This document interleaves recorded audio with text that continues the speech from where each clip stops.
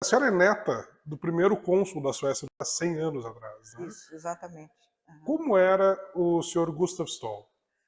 Olha, o meu avô, que eu chamava de Farfar, né? Porque em sueco é o pai do pai, era uma pessoa extremamente carismática, eu gostava muito dele, e ele era assim, expansivo, alegre, gostava muito de festas. Ele nasceu numa cidade pequena chamada Smedjebacken, que quando eu fui para a Europa, quando eu fui para a Suécia, eu visitei. Ele nasceu em 887, né? Fiz uma pesquisa nos jornais da época, ele É, tinha uma vida muito agitada, né? Ele, uhum. tem anúncios dele como comerciante de papel, tem várias recepções que ele fazia. Ele aparece como no conselho fiscal de empresas que construíram o Jardim Europa. Ele trabalhava numa empresa chamada Fagersta, que era uma empresa de aço, né? Uhum. Agora, além de ser o cônsul, né? Que ele tinha muitos compromissos e É. muitas atividades e tal. Para mim, o que ficou assim muito forte foram os natais na casa dele. O que tinha de particularidade no Natal é que eles faziam uma introdução, primeiro com aperitivos e tudo mais, depois nós íamos para a sala grande e depois do jantar, que era oferecido sempre com comidas suecas, bacalhau, essas coisas, aí tudo muito bem arrumado, com muito bom gosto e tudo mais. Então nós vínhamos para a sala onde vinham os presentes. O meu avô, ele fazia um poema para cada pacote, e poemas lindos, imperdíveis. Ele gostava muito de estimular a cultura.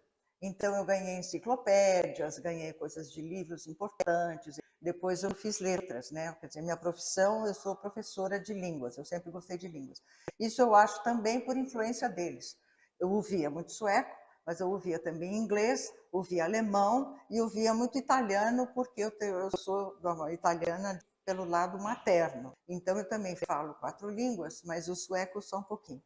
Infelizmente, ele morreu, ele tinha 80 anos, estava em pleno vigor, e físico, mental, tudo, e ele foi atropelado, infelizmente, porque se fosse de morte natural, ele teria vivido bem mais. O senhor fez uma pesquisa maravilhosa sobre a história desse prédio que estava perdida no tempo, né? Quando nós resolvemos usar este palacete como a sede do Instituto Arte e alugar esse imóvel, e deixando esse palacete aberto à população, a gente quis também resgatar a história. A história deste palacete é um pouco da história da cidade e do estado de São Paulo. Começa com a construção dele por um sueco, o comendador Gustav Stoll. São Paulo é uma das maiores cidades industriais da Suécia no mundo. Depois ele passa para, vendida a casa, não é? O palacete para 2 famílias de barões do café.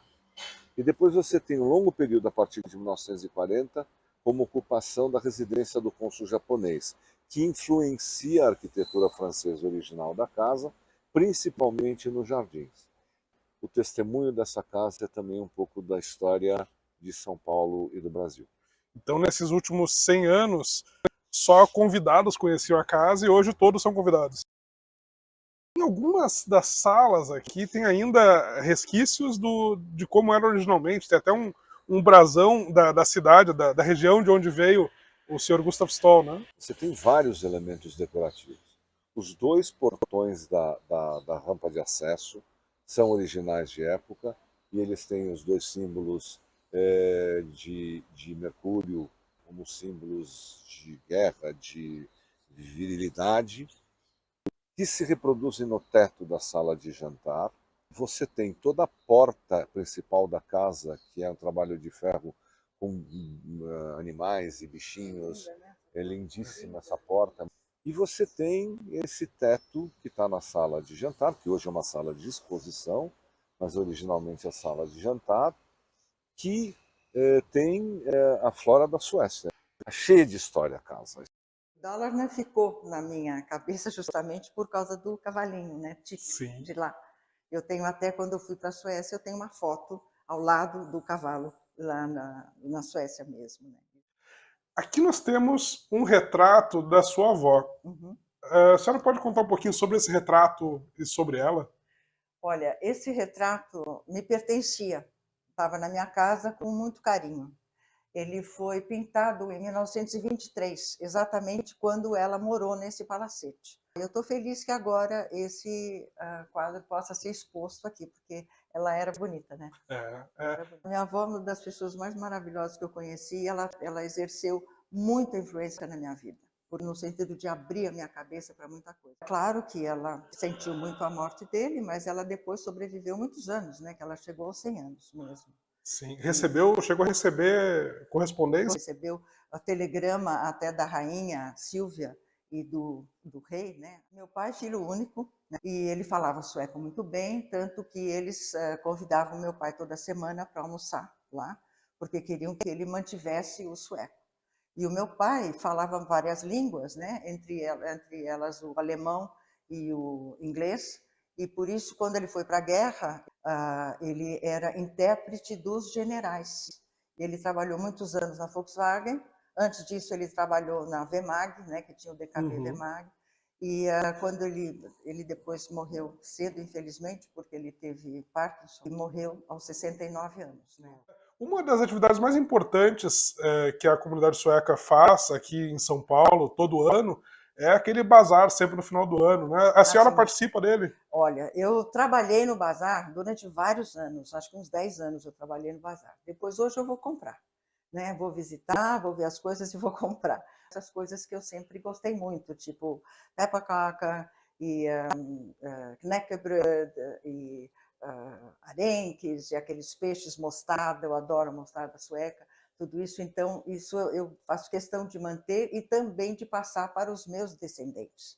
E o caviar, né? Esqueci, nossa, não podia deixar de falar do caviar. Eu sempre compro aquelas pastas de caviar. Aquele rosado? Aquele rosado, né? Aquelas pastas deliciosas. Eu ofereço sempre aos meus convidados em casa. Você esteve na Suécia 3 vezes. 3 vezes. É. Conta um pouco sobre essas visitas. Eu visitei vários amigos na Suécia, vi alguns parentes. Aliás, eu tenho muitos parentes na Suécia, porque o meu avô, ele tinha eram 11 irmãos, né? E eu não tive contato com todos, mas a primeira vez que eu fui para a Suécia, que deve fazer uns 40 anos mais ou menos, eu encontrei alguns deles. Eu tinha mais de 100 primos, né? Porque imagine 11 irmãos, né? Muitos primos, mas infelizmente eu conheci, acho que uns 2 ou 3, só que depois vieram para o Brasil. Mas eu fiz questão de visitar a cidade dele e Dalarna, né? Que é o condado onde ele morava. Para você, o que significa ser descendente de suecos? Olha, eu estou aqui também por causa disso, né? Eu sempre tive muito orgulho da Suécia. Eu sempre me sinto muito sueca. Eu sempre me identifiquei muito com a Suécia e procurei ficar próxima dos suecos e da Suécia o máximo que eu pude, né? Porque o legado que eles me deixaram foi muito forte. Algumas palavras ficaram, né? Como, por exemplo, tack så mycket, gott nytt år, god jul e coisas assim, tack för igår. Eu me lembro dessas coisas. E claro que o jag må du leva